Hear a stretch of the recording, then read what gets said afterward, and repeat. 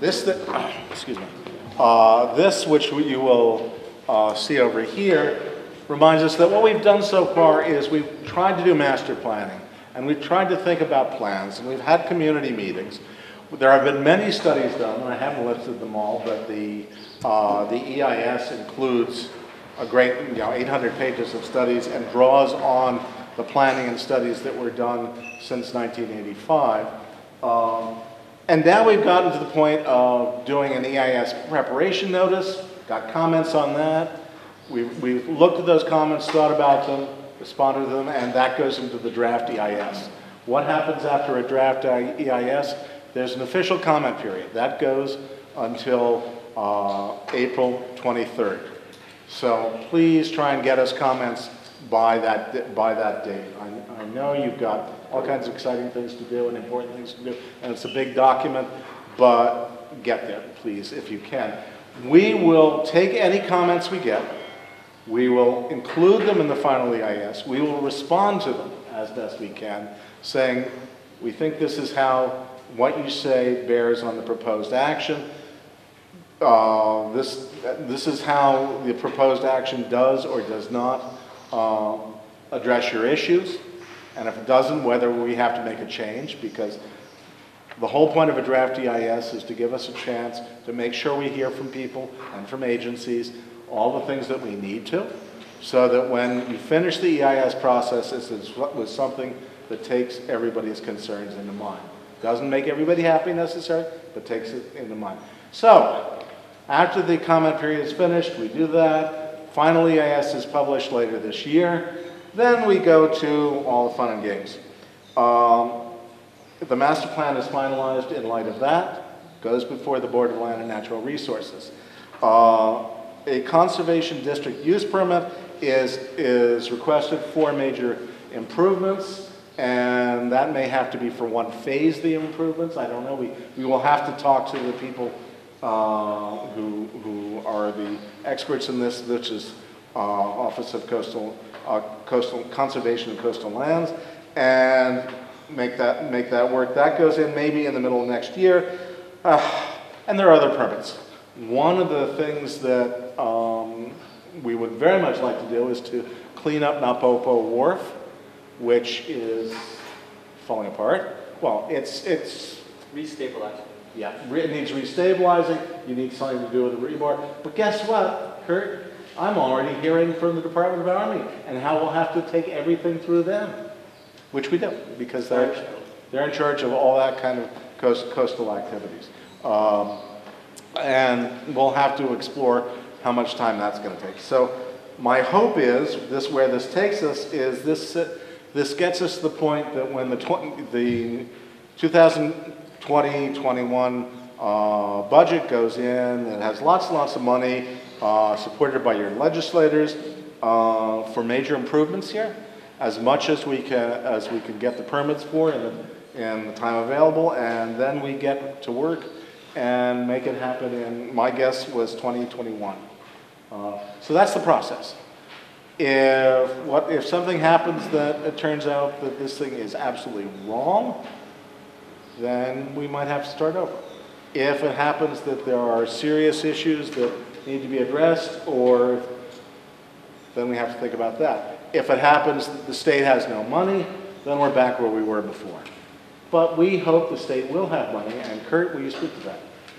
The world of state parks, so that you have an understanding of the context that we're working from. And then I want to listen to you guys on the context of your relationship with Kealakekua, Napopo, commercial industry, cultural practices, and how this process will help protect all of that with a balance, and it's always the big challenge for us, access versus protection. The Division of State Parks has 125 employees for 52 state parks. It's about 2 people per park, and that's including me and admin folks who don't actually do park work in the mix. We have a $12 million operating budget for the 52 state parks. About 50% of our budget is just salary. That leaves around $6 million for toilet paper, utilities, fixing the weed whackers, truck repairs, all of the stuff that goes with managing a state park system. This is a really challenging time for state parks, and we've been at the ledge. There's a lot of polarity between what to do about the 9.4 million record-breaking visitors that we're getting in the state right now.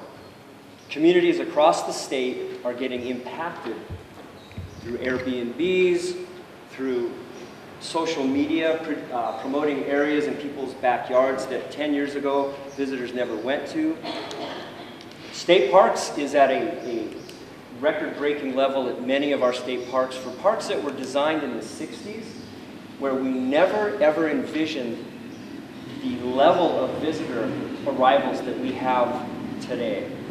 So we're under siege, and there's the old adage, the coal miners back on the mainland brought their canaries in the coal mine, and when they ran out of air, the canaries would die first. And I've been telling the folks at the ledge that state parks is kind of like the canary in the coal mine, using us as an indicator of impact and lack of capacity and insufficient infrastructure and funding to just provide a basic quality level of experience, not to mention adequately managing our cultural and natural resources. So social media is a game changer for us. There are no more boundaries. Nobody looks at our websites. They go to TripAdvisor, the multitude of sites on social media, and they go where they want to go, driven by where social media is promoting the most popular place at the time. And even entities like National Geographic is getting involved, posting through some of their media outlets activities that are out of bounds and put fire safety personnel at risk, having to, in greater numbers, extract people from areas where 20, 30 years ago only hunters and locals used to go. So social media is something that is driving the bus on impact, and we're seeing it at Kealakekua.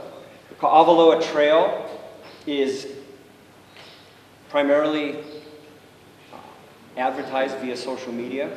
Government's not telling a ton of people to go there. I want to talk to you about the planning process.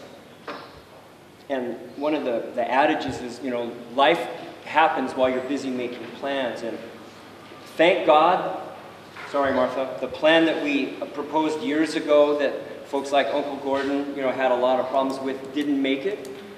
Because I think the plan then was inappropriate for the quality of the resource that we have and the community values we have at Napopo at this moment in time. But here's where government fails time after time after time. It's easy for us to make plans. I have a shelf full of plans. Hapuna has a master plan EIS from like eons ago that had a golf course as part of the element. And that was back in the era when golf course development was the sexy thing that government was going to do. So in that regard, it's a good thing we didn't implement it, because I wouldn't have liked a golf course at Hapuna. But one of the things I want to leave with you guys today is the plan, when we're done, is not the end of the process. The plan is just the map to get us to do what we need to do. So the finishing of the plan is the start. It's not the end. And a lot of folks in government, pat themselves on the back going, hey, we got this master plan EIS, okay, cool, we're done. No, no, no, no. The plan is useless unless we put it in on the ground.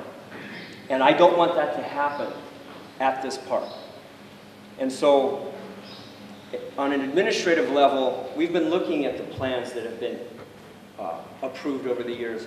And we're going to have to start working backwards from the most recent, and then do a forensic on some of the plans from the past and go, do they still even matter, given what is essentially the equivalent of climate change with tourism right now?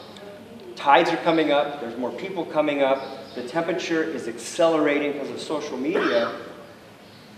And I want to share with you, we have two plans at the same time in play that both have the same issues. We're meeting with community folks in Ha'ena, in Kauai, who are under siege by the visitor industry. You can't even book a room on Kauai, these days. And the end of the road and the trailhead for Kalalau Trail is just smashing the community on the Ha'ena side. The group we've been working with there, they want us to reduce parking. We had, I think, a proposal for 300 stalls based on patronage numbers, and they want to bring it down to like 200, but install a shuttle system, working with the county, and we're like, okay, we can try to do that, but part of the problem is wherever we put a limit, then it's going to back up outside the limit. And I've seen that at other state parks where we've put in finite amounts of parking, but demand is greater than that. That happened at Kaiwi on Oahu, where we got the land from Kamehameha Schools, and the community said, no, only put in 40 stalls. And now, the new community says, why didn't you guys put in more parking? Because they're parking up and down the road. Again, nobody saw this giant spike in the visitor industry. And for this particular park, for Kealakekua, I have some key important elements that I'm hoping this process gives us with community buy-in and legal entitlements to do. We need better parking. The gas bar coffee mill provides us with that opportunity. The number is flexible, but we know that there's inadequate parking down by the heiau, and then there's the landing, which is a sensitive issue, and I know there's folks here that want to talk to me explicitly about the landing, and I'll be straight up with you guys on why the landing is in its current situation. We were given the instructions by a previous administration to clean up what many of you know was just absolute chaos at the landing. So State Parks was given that assignment, and with the legal tools we had, we came up with and executed that assignment. But I will tell you, to the camera, to everybody here, I'm really uncomfortable with the fact that the local public got shut out of being able to launch vessels from the landing. Because I'm a canoe paddler, and if I lived here, I'd want to launch my one-man from that location. And currently you cannot, the way we've set it up. I don't like that, I'm uncomfortable with it. John mentioned a daunting array of permit elements still yet to be done. We don't need the entitlements to set up a partnership at the landing with an entity that will partner up with us to manage kayaks, launching, renting of stand-ups, renting of kayaks. Hopefully, as the plan indicates, we want to reintroduce the notion of canoe, not a lot, but a couple, in order to try to recreate the historical context of Kealakekua Bay. But here's the thing that will generate tension, is we all have to really look hard at limits to kayaks in Kealakekua Bay. I have the stats here. One of the upsides, if you could call it that, of having to be this draconian regulating engine and issue all these permits is I now know more or less how many and what type of vessels have interest excuse me, in Kealakekua Bay. So it ranges from canoe, kayaks, stand-ups, catamarans, powerboats, trimarans, sport fishing boats, sailboats, inflatables, rigid, ribs, zodiacs. More vessels than I knew existed as a state park manager. But we've issued 541 permits so far, 79 commercial, 462 non-commercial. Just as an example, we have 108 commercial kayaks permitted. There are 351 non-commercial kayaks that also have permits. I don't know where everyone's launching from, but that's what we have on the books. And I apologize that it's become onerous for folks that want a recreational paddle that they cannot use the landing. So one of the things I'm really interested in doing once we move this process down the line a little bit is figuring out, probably through another meeting, the best way to form a partnership. But keep in mind, we can't form a partnership with everybody. Government works better when we single out an entity and we make an arrangement and we let that entity farm out the partnerships and help establish numbers. So I know some of you are going to ask, so I'll answer it first. To repurpose the landing, probably the best way for us to set up that is through a request for proposals, where we outline some of these things I've indicated.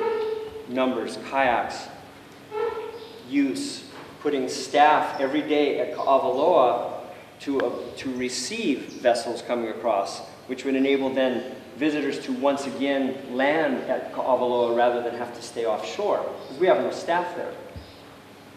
We set up that process and we say to the proposals, you tell us how you would do it, we rank and select, and then we set up a short-term process, 2 to 3 year concession lease, and we test drive that relationship. That's one way to do it. The best way to do it, which won't happen, is the legislature gives me more staff to man it ourselves. But absent that happening, we have to partner with either a nonprofit or a commercial entity to do that for us. And it's not going to happen overnight, but I'm letting you know now, that's a direction just for that one element of the plan that we need to get to sooner than later. The 2 other elements, parking at Gas Bar and a way of managing human waste at Ka'awaloa. That's a challenging one for us because access is really hard. Water doesn't exist. Probably the most feasible method is a vault toilet system where we use helicopters to fly the effluent out as we do at Kalalau now.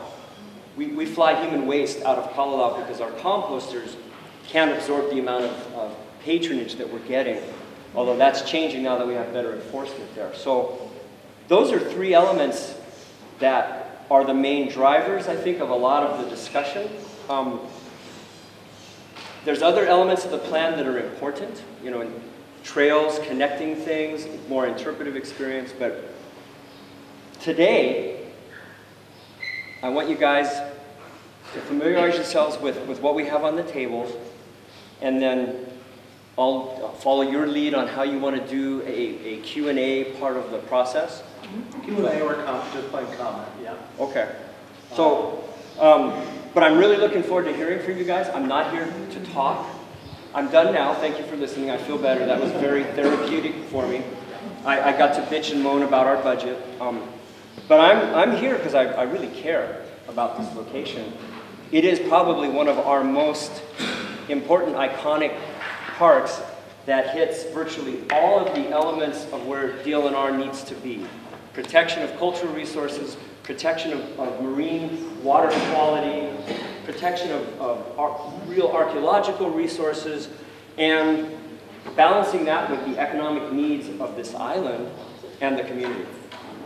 So, okay, thanks. I'm Hal for now. I'm sure there'll be questions, so the guys that we pay lots of money for to do this for us will take it over from there. What I have to say is that there is water back there, there are cookies back there, there's some maps. If you haven't come and taken a look at the maps and all that to see what we're talking about,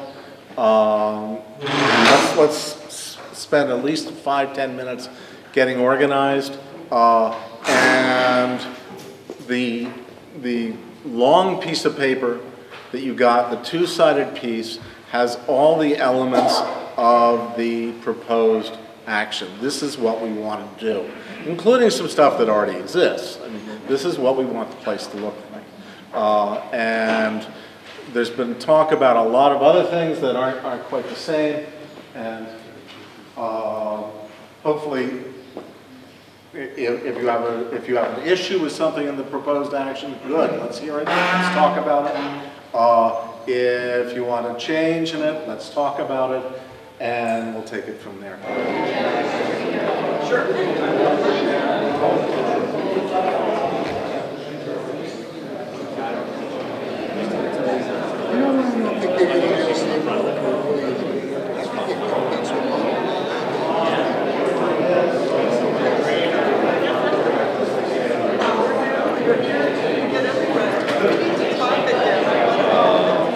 Or people swimming there when the dolphins are.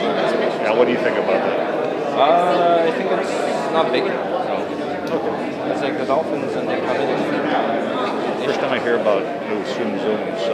Yeah. Is that going to happen? Perhaps. That's the idea. Yeah. Some people might do again. And my little mo'o that I want to start off with is Heli Ka'aina Te Koa Ke Kanaka. And I know everybody knows, or they think they know what that means. But the land is chief and the people are the servants. What does that really mean? What does that really mean to us? And how do we apply it to this?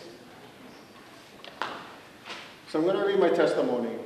As a generational resident growing up in Napopo Village, I heard numerous conversations about the park's plans. They range from elaborate plans that included the threat of condemnation of private property to the downsizing of the plans to accommodate the state's budget, all to serve tourism and recreation that will secure revenue at the cost of compromising my kulaiwi, sustenance, and spiritual and genealogical connections and practices.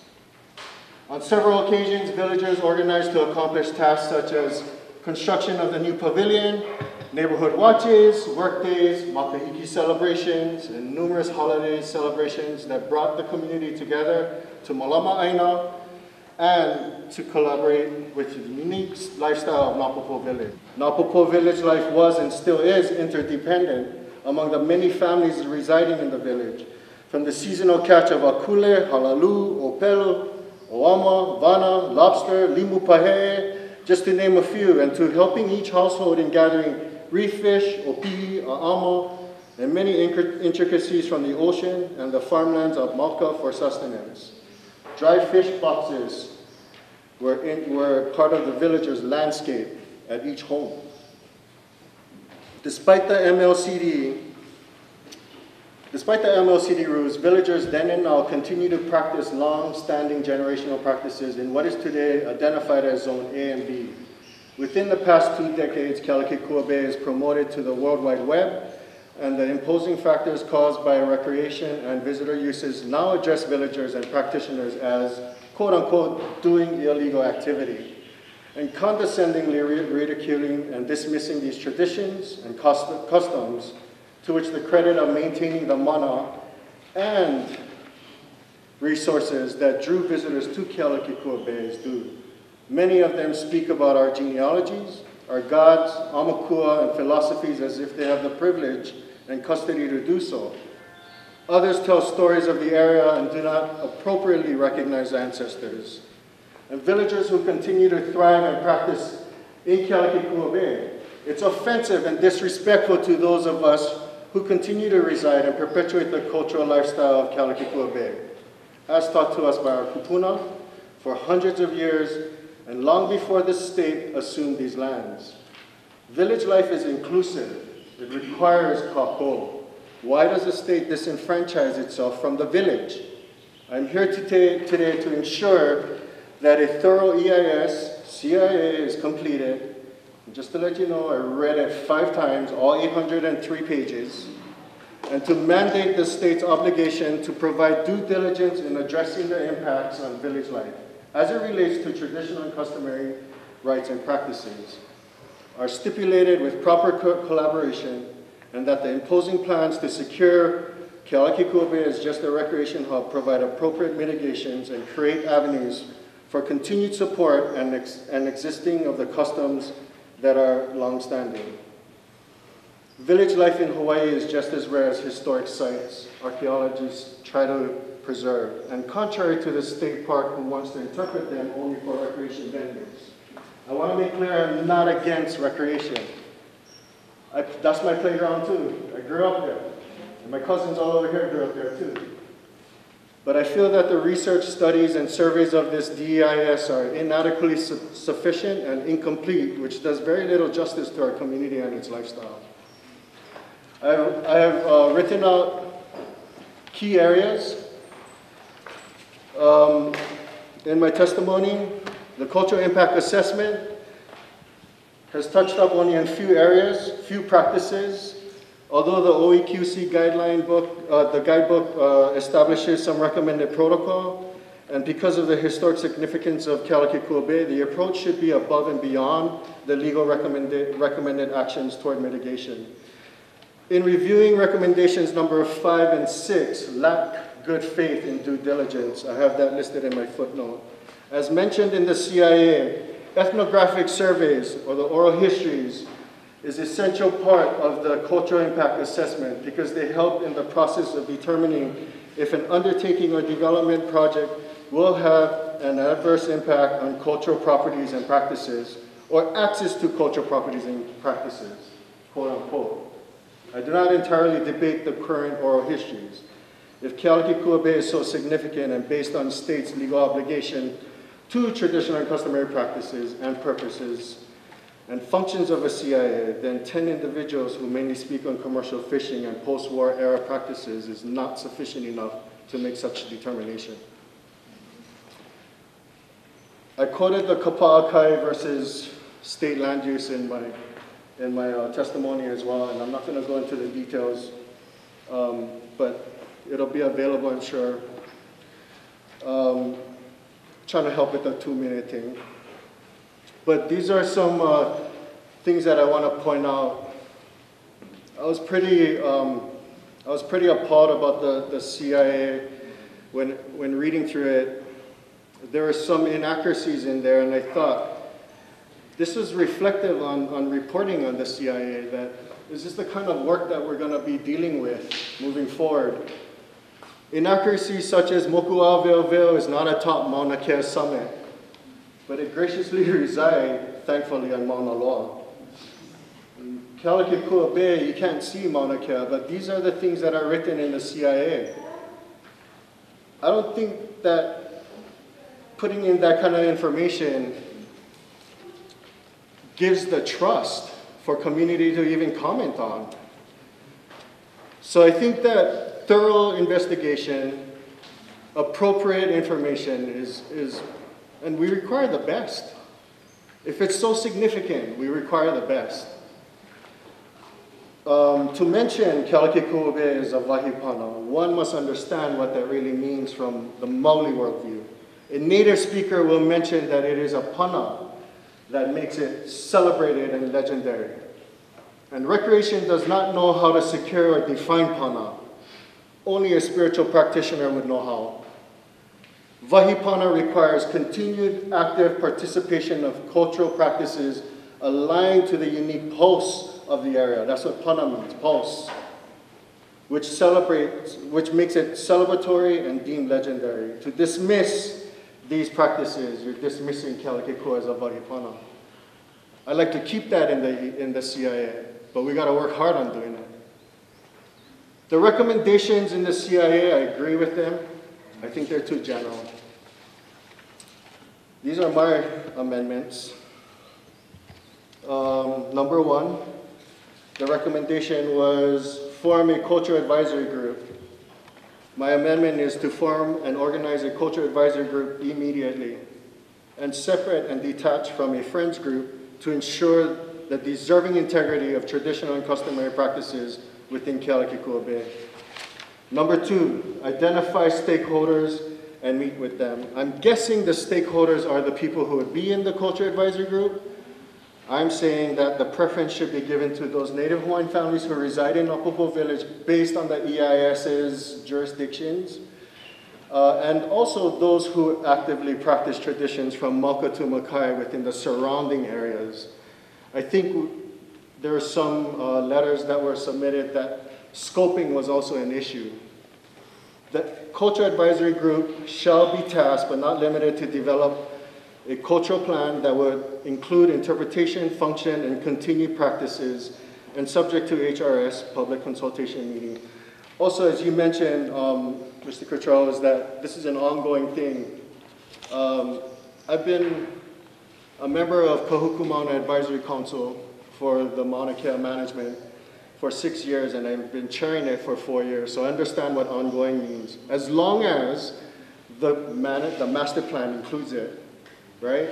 If it doesn't, then it's not. This is the kind of thorough thing that I wish we could have seen at this draft. That's why we're here today, though, to get. I understand, but it was open from the last time, right? 2016 was open. Right. So one last thing regarding the CIA. When it comes to Native Hawaiian tradition and customary practices, to include for subsistence and religious purpose, the Hawaii Supreme Court ruled regarding exercise of these TNC rights on developed and undeveloped lands.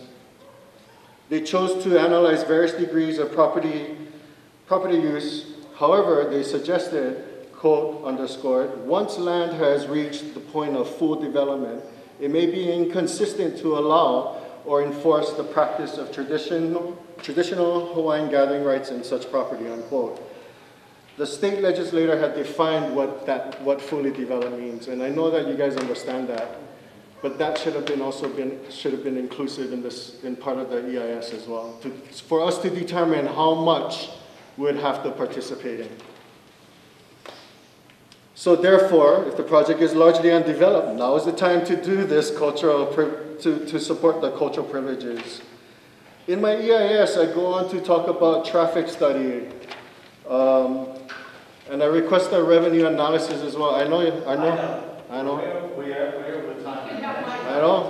But you know what? To do a thorough EIS, you got to do a thorough public comment too. Yeah. So I get them.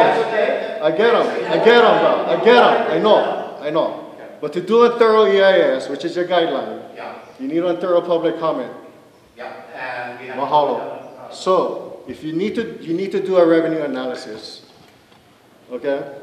There's no revenue analysis to test any of the money-making ventures that are in there, such as reducing limits for kayak usage to only 72 per day. Have that been tested? How is that going to reflect on maintaining roads, infrastructure, maintenance, employees, and the things that we need to have if you're going to create this plan at such capacity?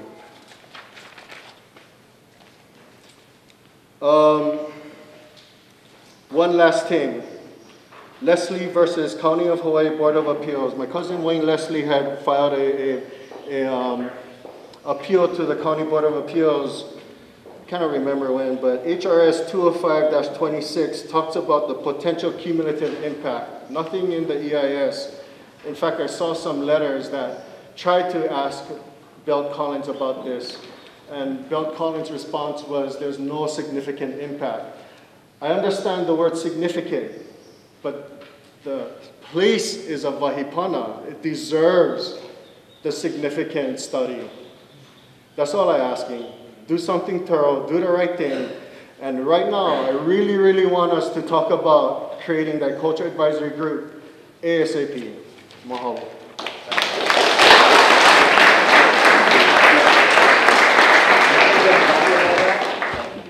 Great. Next one's going to be the person I mentioned. No pressure to follow him.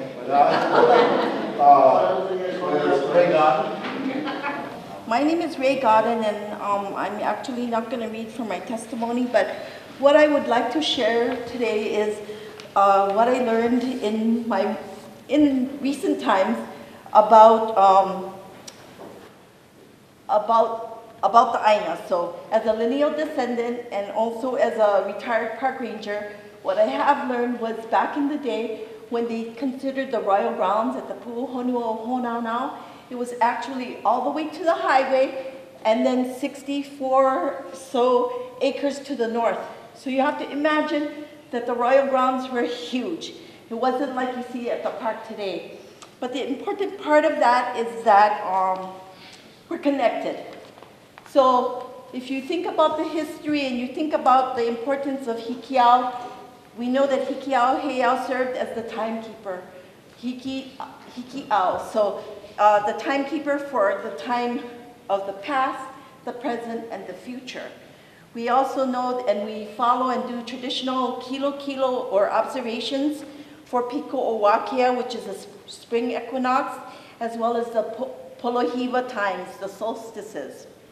So if you think about it and you think about the grounds being so great for the ali'i, it will make sense that while Hikiau served as a Luakini sacrificial heiau, and Haleokiawi became the Halepoki, or the royal mausoleum that held the bones to protect the Pu'uhonua.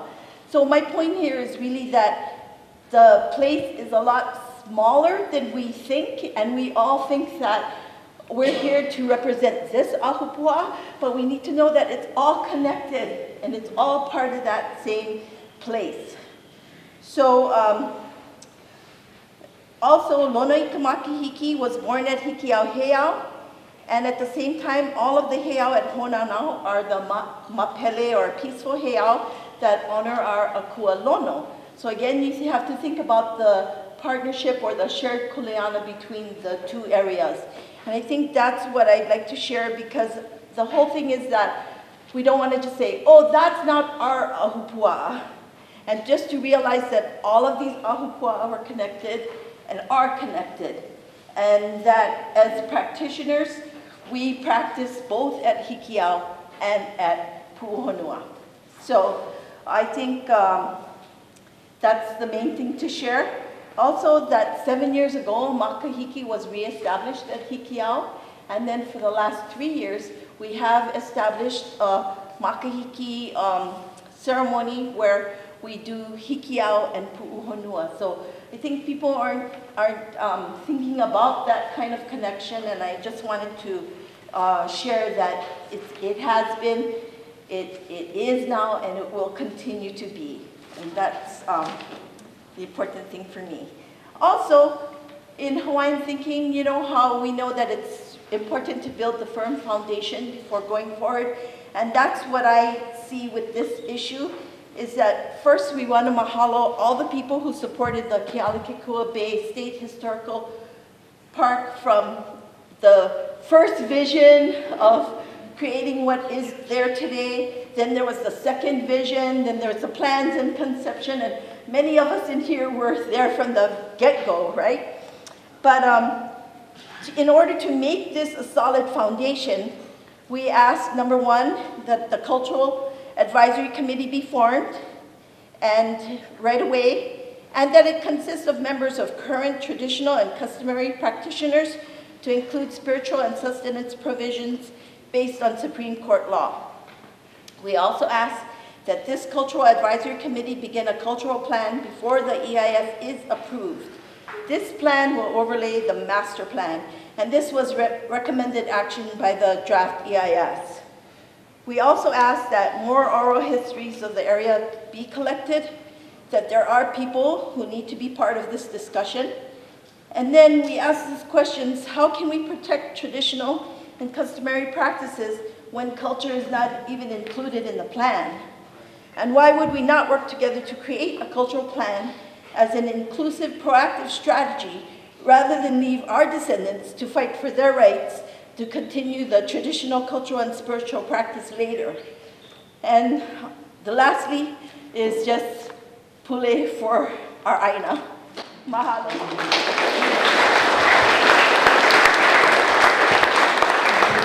Done any impact statements or been a part of this. So it's really scary, and then as a business owner, you know, we're all going to be up against bidding each other, and it seems like it's not a very good management plan for the companies that are already established. It's really scary for a lot of people in the community just to see it might turn into a big amusement park for tourists, and you know, we'll be lining up people like Disneyland, and we really can't have that in our community. It's too little. And what do our kikis get from this? You know, where does it go from there? And yes, we need to get together as a community and get this cultural stuff supposed to be first, and that's the most scary part of it all. We're putting commercial entities first, and it's this big management plan, and there's no community really in the back of it. At least none of the names on there, you know, on the main plan. So hopefully we can get it all together and be a community. And maybe we can all have our opinions, even the residents there, the vacation rentals, you know, maybe we can all work together, you know, and everybody can be happy. But mainly preserve our bay. And Anaya, a lot of boats are in there. There's a lot of issues that we need to discuss as a community first. So that's all I have to say. Thank you. Next, I'd like to call on Cornell Ravenscroft or Ravenscraft. Well, hello, my name is Peter Alu. You know, I was raised in Napopo, on at the village, and you know, all my uncles, you know, everybody's related, and it's all by blood. And the thing about it is, you know, I own a company down there because, you know, it was, my brother owned it, and he died, and then he passed it on to me, and I owned it, and I tried to get it. He was really the really focal point on the company. He was the one that says, what? I need a permit. I said, who the hell needs a permit? I said, we live here. We was raised here. We don't need a permit. If the state want a permit, they should ask me permission. That was his thing about it. Yeah. And well, for me being a police officer, 28 years, I kind of like, you know what, bro, this is the way it is. You probably got to get one permit because if not, they're just going to harass you and stuff. And when I retire, I can't protect you, you know. So he says, oh, well, you know what, yeah, maybe I should, but what happened, he passed away. So I took the initiative of doing the Ehuinkai cultural canoes. And so what I did was I introduced the canoes into the company because I felt that the canoes were significant because I mean, if it was today, I get rid of all the kayaks. If you guys want to go over there, you go over there with a canoe. Yeah, get rid of the boats. Yeah, you know, if that place is so significant, why is there motorboats in there? You know, that's the Ka'avalo is the garden of King Kamehameha. That was the founding where the nation started in Ka'avalo. So the way I look at it is, you know, as a cultural practitioner, but you know, I don't consider myself a cultural practitioner because a cultural practitioner is a Hawaiian activist. Yeah. So, gotta change the wording to historical consultant. Yeah, when you hear about historical consultant, oh, I wanna hear what you have to say. When you say cultural practitioner, they don't want to hear you. They think you're an activist. Everything that you say is, no, that's right. Shut them down. Yeah, you get only 2 minutes, but you're out. But what I'm trying to say is, we gotta preserve Napopo village as it is, really. Because the state, they can go down to Miluli village and see if the thing works down there. I don't think it's gonna happen, you know. And Napopo village is the same thing, really. The Opelo, the Aweoveo, going to get OP, you know, there's aupoas and locations in, you know, down Napopo where, you know, Uncle Chucky would go get OP over here, so-and-so would get OP over there because we knew where our garden was, yeah? And then if somebody comes, hey, sure, hey, you want, hey, go ahead, share. But don't tell me you're selling the stuff because then you're going to put everything back where it belongs, yeah? So when you come down to Napopo, you can have whatever you like as long as for your table. It's fine. Other than that, you know, the way I look at it, we should just leave it the way it is. All this bureaucracy and all this thing that's going on is all about money. And the way I look at it, if I didn't do it, and I love to share my culture. I do tours. I'm not with the state with the tours, but I do my own tours. I do my own tours on the outrigger canoe. And I olelo in Palikapu. You know, I respect my ancestors. Yeah. And the thing about it is, and when I do that and I share with the people are they're really absorbent on the information that I give. And that's what it's all about. It's about sharing the culture, yeah, not selling out the culture. Thank you. Anyway, my genealogy could take up the whole time allotment for me, so I'll skip that. But today, I work to preserve and perpetuate some of the traditional heiau practices associated specifically to the area of Kapu Kapu. And Kapu Kapu is the traditional name of Kealakekua Bay. It means the most sacred of sacreds. It goes from Kealakekua, which is actually not too far down from where we are now. Kealakekua is your northern boundary of Kealakekua Bay. You have all Palipoko Manuahi, all the Palikapus, Napopo Village, Kealakekua, that's what we call the wharf, Kapahu Kapu, or Manini Beach, that area. And then you keep going through Kulo. It's in Ke'e, that's where the Spaniards crashed back in the 1500s. Maiko is where my family used to strip the flesh off of bones for sacrifices down there. And Palemano is in Ke'e. That's the boundary of Kealakekua Bay. Yeah, Kapu is that whole area. But the practices that we perpetuate continues into the larger area of Kapalilua. So that includes Moku Ohai, Honaunau, Keokea, Alahaka, Ki'ilai, all these Ahupua'a, all these Iliaina. Yeah, the people that have their iwi, have their families in those areas, they're all connected to Kealakekua Bay. Anyway, that being said, these cultural practices we perpetuate and the histories we keep connect the heiau of all these areas to one another. Both the traditions of the heiau as far as ceremony, ritual practices, the spiritual practices, as well as practices of the halepoki, which is the care of human remains and burial sites. These are all things that we do today in 2018. Every day, it's part of our lifestyle. So the spirit of that place is intertwined with the health of its people, the natural resources, the environment. Everything we do, all the wisdom we share is connected to that area. So really important, we also reach out to other peoples off of this island. We've connected with wisdom keepers and leaders of the Maohi, who are the indigenous people in Rapa Nui, Easter Island, the Maori from Aotearoa. They also have genealogical ties to Kealakekua Bay.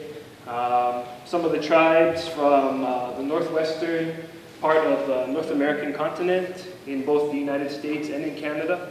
The wood carvers there, the wisdom keepers there.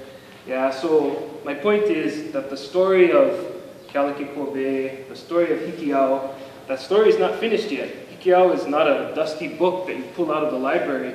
Yeah, it's a place. It's a living place with stones. People climb on top of the stones. They pray to their ancestors, pray to the gods. We observe the sun setting on the winter solstice, the summer solstice. We have our rites for the Makahiki season, the New Year's festival. These are all things that happen today. While all those who share in perpetuating these traditions don't explicitly live in the immediate area as defined by the EIS, we share in many unique ways a mo'okohau, or a genealogy that bridges back to kapu kapu. And it's important that these stories are collected and shared and perpetuated through the EIS, through the cultural impact statement. Right now, the way these materials are presented to us, it looks like the State of Hawaii, Department of Land and Natural Resources, Division of State Parks, fails to acknowledge the very existence of these stories and these lifestyles, as if to say that we don't even exist. But we do exist, we're here. In a very contradictory fashion, the cultural impact assessment states, and I quoted something from the EIS about the importance of the oral histories and how these oral histories reflect on the significance of the place, and yet it completely fails to address and adhere itself to its own standard. It's not even living up to its own standards. Of the interviews conducted, majority are non-residents. The cultural practices represented in the cultural impact assessment are limited to commercial fishing, which is a downright insult to Hawaiian culture because commercial fishing is not a Kanaka tradition. Yeah, Lawaia is the practice of fishing for your family, for sustenance, and you don't just go out there and take fish, and you take care of the ko'a, you take care of the mamo pelu. It's a whole lifestyle. It's not just making profit off of something. So to call that the only cultural practice associated to the area is simply unacceptable. Furthermore, there's some inaccuracies in the CIA, and I think Akoni actually pointed out some of those. You can't see Mauna Kea from the area. And those, we're not trying to pick apart those inaccuracies, but it creates a level of mistrust when this impact statement doesn't even have its geography right as to what mountain you can see from the area. So clearly, more work needs to be done there. What else did I want to say? Kind of picking through my notes here. Anyway, overall, the advice of this testimony, consistent with others who are coming forward today, is that a cultural advisory group be implemented immediately to develop a cultural plan before any permits are issued or even considered, and with the expectation that this cultural plan be a foundational component of the overall master plan. Again, this is a very significant place we're talking about. The cultural group should be formed independently from any existing Friends of Kealakekua Bay State Historic Park groups, mostly to ensure the integrity of the cultural sites and the practices there are not downplayed or overshadowed by the agendas of commercial operators, agencies, and other individuals that would benefit solely from the censoring of those omitted from the current draft EIS and cultural impact assessment.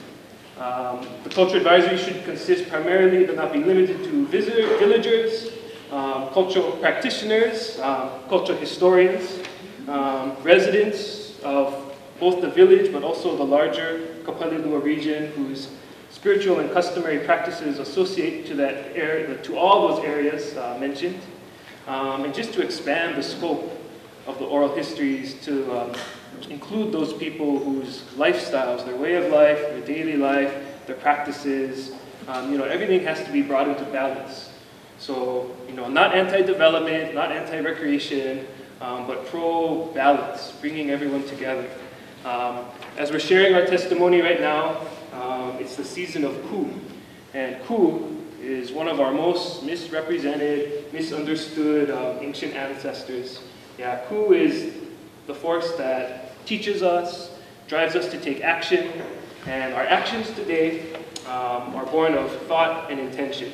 Yeah, to convey understanding and to cultivate coexistence with one another. Yeah, that's all. Aloha.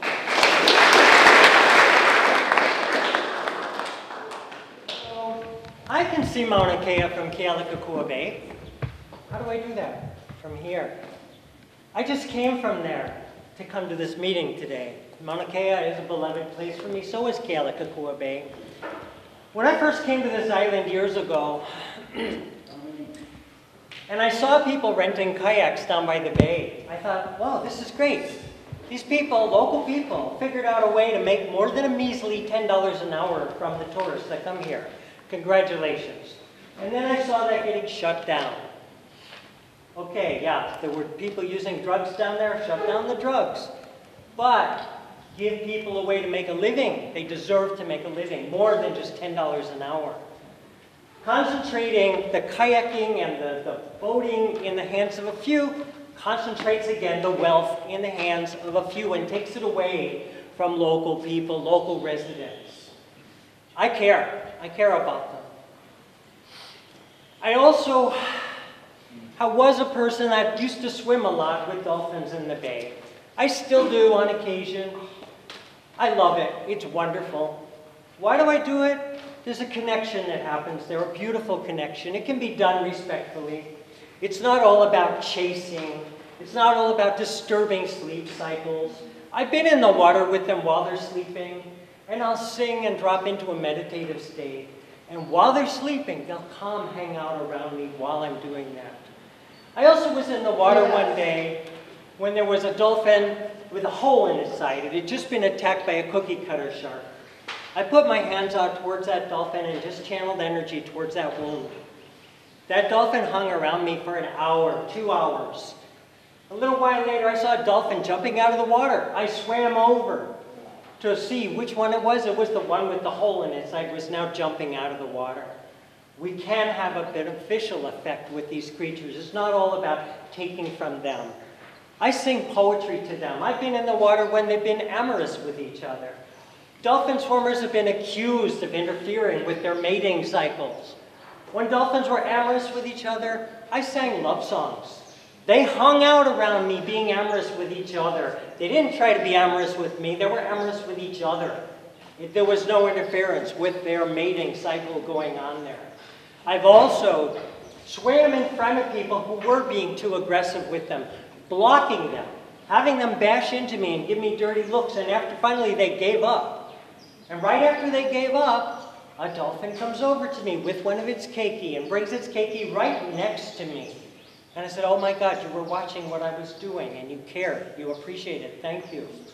I've been accused of seeing only what I want to see in the water, but I'm actually in the water, experiencing and observing A lot of the scientists we place our trust in are also the same scientists that want to build a gigantic telescope on top of Mauna Kea and further desecrate the place. Do we need to trust those people totally as if they are the Word of God? We have our Word of God inside of our hearts as well. We need to trust ourselves, and we need to definitely, especially from what I'm hearing with the other people talking, we need to have much more local input into these plans. There's a lot of money being spent on these plans, and where's the money to fix the shower that's been broken at the bay for, 10 years now? Let's get our priorities straight. We need to have more parking there, not less. We need to have people access it, and we need to have cultural practitioners access it and do their work 24 hours a day if that's what they want to do, and same for the top of Mauna Kea. Thank you.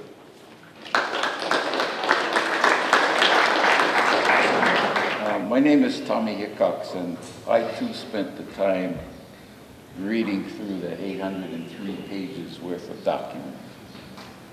After reviewing the EIS, I found it to be somewhat inadequate in proactively addressing the areas of preservation and protection of our cultural resources in that area.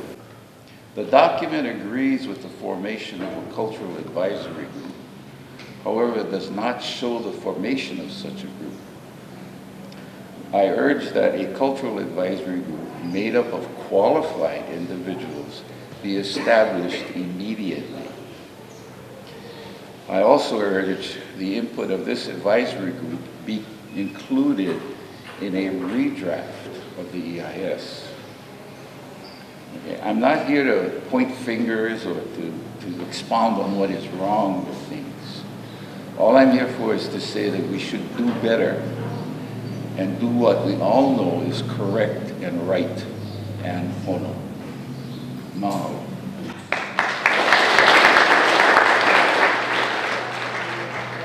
I'm not from the area, I don't live there. I believe that doesn't matter what blood type, where you live, if you see something that isn't right, it's your responsibility to stand up. That's why I'm here. I agree with what's been said. The EIS, the CIA, is incomplete. All 800-something pages, it's very long. Long does not mean thorough. I believe it's lacking. I don't think I need to go over all the areas that are lacking. You can read them later if you want, which also is not comprehensive.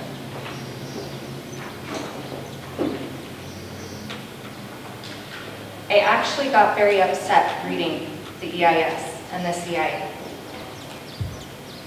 because I saw a blatant lack of acknowledgement of the culture that's happening.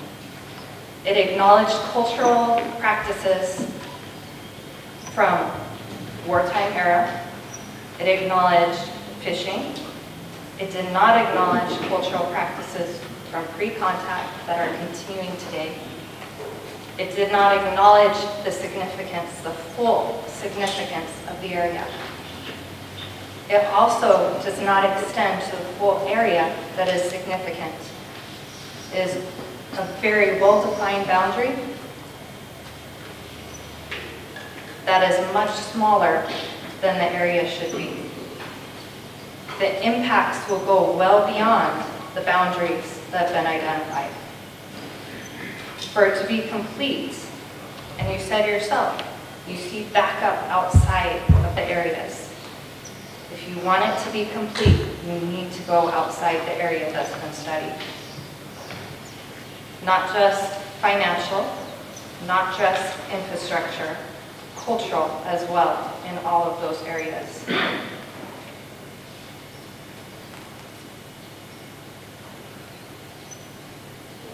All of the laws that have been put in place, from our basic founding fathers with the right to religion, the whole reason we had migrants come to the U.S. in the first place, all the way through to all of the laws that are in place now. That is why an EIS and a CIA have to happen.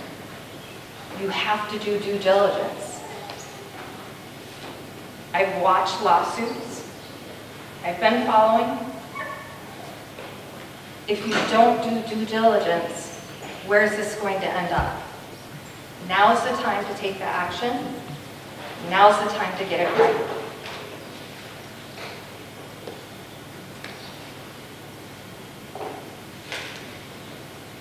I read the CIA and it reminded me of church.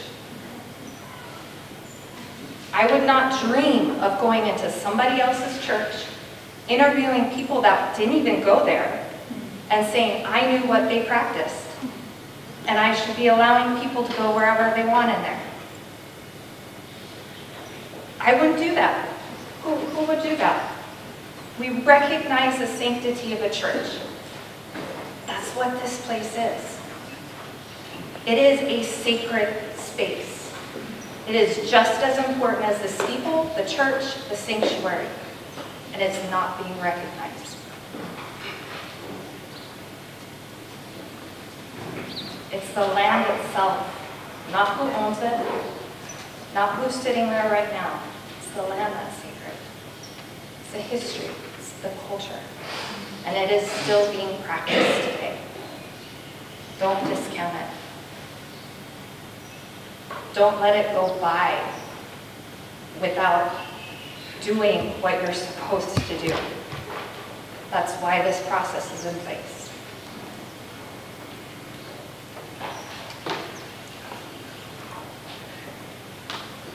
There's other stuff. I'm not going to get into it. You can read it. It's not against development. It's about getting it right before you start. Thank you.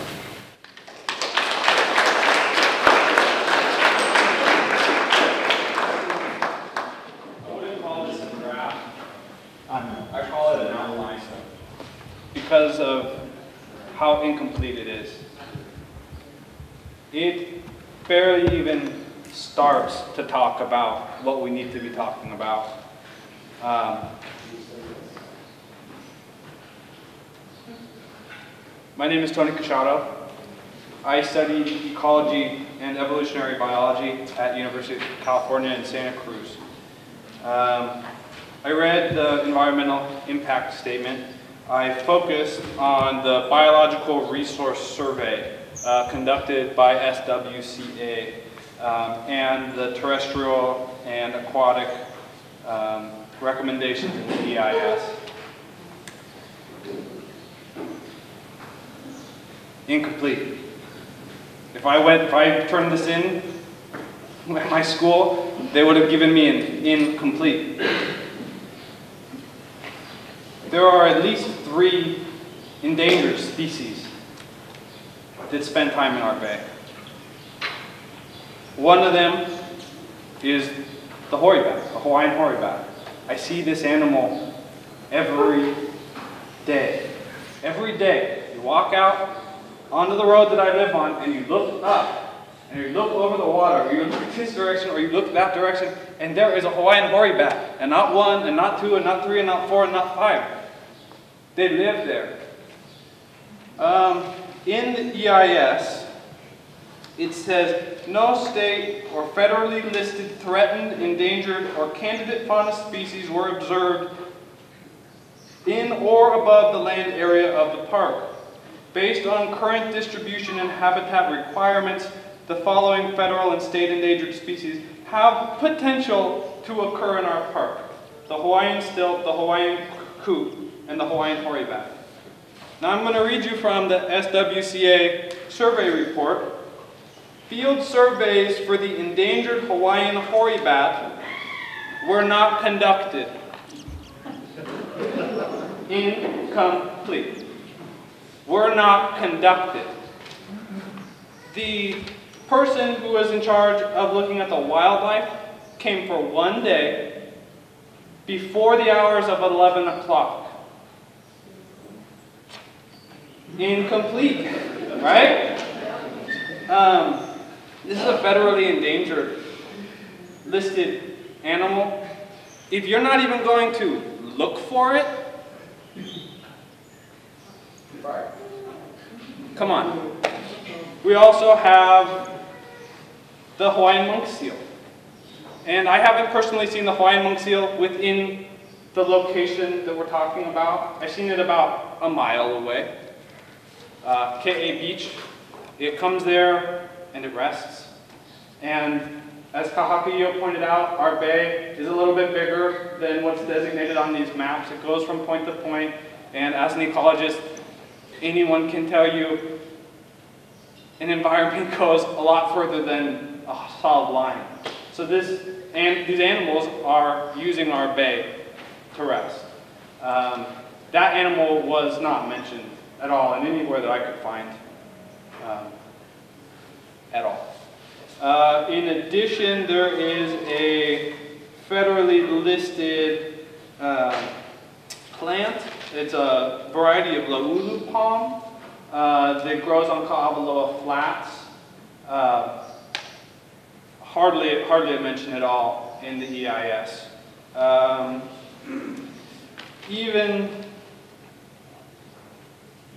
There's very simple things that are missing out of this, let alone these huge aspects. The potential impacts and mitigations. The broad objective of restoring cultural habitat involves reintroducing native plants and controlling non-native ones, especially invasive such as okuma, strangler figs. Both landscaping and trails will be based on archaeological studies and historical accounts of Napo'opo'o and Ka'avaloa. This is supposed to be a final draft. Where are the archaeological studies? Where are the historical accounts? What are the plans? What are the plans? What are the ideas that you have? This is not, I mean, yeah, I agree. We should definitely restore native habitat. We should definitely control invasive species. But let's have some plans, let's have some ideas. If this is a final draft, it's incomplete. And I could go on and on and on and on and on. I left the 800 pages down there because I don't have the time. And it should be 800,000 pages, you know. But we could start with having one of these reports be a little bit more involved than 3 days. Total of 3 days, I think 5 people, some of which showed up for 2 or 3 of those days, for some of those hours, a couple of them in the water, a couple of them on land, one of them to look at animals, 2 of them to look at plants, 2 of them to look at corals. That's not enough, 3 days. Come spend 3 days with me, I'll show you a lot more than that. Thank you. I came here invited from Hawaii as my family survived an Iki in Poipu when it went off.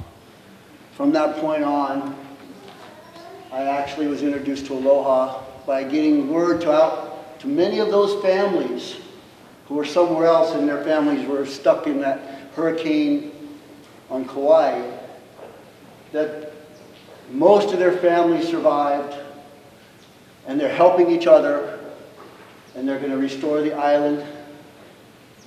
And that was my beginning from Kealakekua to come here and participate and learn something about Aloha. Been here for 21 years now, going on since 1997. 20 years, 70 meetings, 1998 Poliaku Peace Gardens. Many of the faces remain the same, I'm glad to see. Many of the faces are new, I'm really glad to see. It stays much of the same message. That's what I'm sad to say. The park plans return to us with good work from those who have been practitioners, activists. But the activist is more than using our voice. The activist is climbing the coconut trees, trimming the monkey pods, helping the pahaku, going over to Ka'avaloa and picking up the opala, looking for opelu, saving dead people off of fair winds or snorkeling and find themselves up on Boulder Beach, rescuing a tiger shark that was left in a gill net or a rolled up drift net for 1 extra day. So the idea is, I have such respect for all of those Hawaiian, Kama'aina, Kanaka Ma'oli, many who have already passed. Harry Alu was one of my best friends. Auntie Margaret, Kumu Herb Connie, Uncle George Ope, Kumu David Roy. I'm just giving you an idea that I have a lot of passion about how we leave this for our generations to come. And in the 20 years that we've been here now, it's declined. It's declined with many of those who have the wisdoms, have ascended and passed. It's declined in the idea that we are unable to follow the wisdom of those who are helping us, who came before us. This EIS plan, Department of Land and Natural Resources, Policy for Commercial Activities on State-Owned and Managed Lands and Water, developed by their own board, 13098. Number one, the first priority, natural and cultural resources. The highest priority should go to the conservation of the resource. Only if an activity can be done in a way that does not unduly damage the resource should it even be considered. Number two, in hierarchy of priority, the general public. If use or activity by the public can be done without undue damage to the resource, it could be allowed to be the next activity. They were hoping that we have culture there waiting for our ohana to come down and participate in, wherever these lands and waters may be. The third and last priority of a policy, commercial activities. Commercial activities could or should be considered only if their impacts do not impinge on the resource or used by the general public. If the public and commercial activities are occurring and resource impacts indicate the restrictions or controls need to be imposed, these should first be levied on commercial operators. The general public is the last group to have restrictions and controls imposed on them. We have this plan prioritizing our future in reverse. Break it apart. You only got this little bit of 2 or 3 little points on your natural or cultural resources. You only have a little bit of explanation on how general public is going to be able to enjoy the cultural practices. And you have most of the things addressing concessionaires and other things that are related to money making down at the bay. I still haven't heard who gave them the right to issue 50 more entry permits into the bay by boats after we had it closed down from a fatal accident and reopened it. You guys know that was allowed? That there's a board that the DLNR and BLNR now report to that's made up of business owners for all management and policy decisions, telling our uncles to go screw themselves? I'm 60 years old. I spent 20 years on this. I'm in love more now than I was because Aloha is living it. I wrote a poem about Malama Inanaya, but I think you guys all kind of know where I stand with that. What's bigger for me is my ohana ke'e, my ohana naka'opo'o, my ohana, anywhere that I've had an opportunity to serve, climb a tree, lift a rock, that's what matters. So let me lay this on you just in my closure. This is meeting number 70 for me since 1998. And I love the fact that some of those that were there are here today because it makes me feel 60 young. No islands, no cry. All islands goodbye. All islands akamai, Hawaiian islands, Hawaiian pride. I remember when we used to walk down the beaches in South Kona, checking out all of the families, surfing Ke'e or picking opi'i. Ohana we have and kupuna we've lost along our way. If we want our future, we must remember our past. or all our islands will slip away. No islands, no cry. All islands, goodbye. Hawaii Day is true, true, true, true. Uamau is the way we live to see the keiki on through. We're never gone, we stay. Everything's going to be all right. Everything's going to be all right. Mauna Kea touches our sky. Everything's going to be all right. All the Naya will survive. Everything's going to be all right. Tutu Pele, she never cries. Everything's going to be all right. Hawaiian Islands, Hawaiian pride.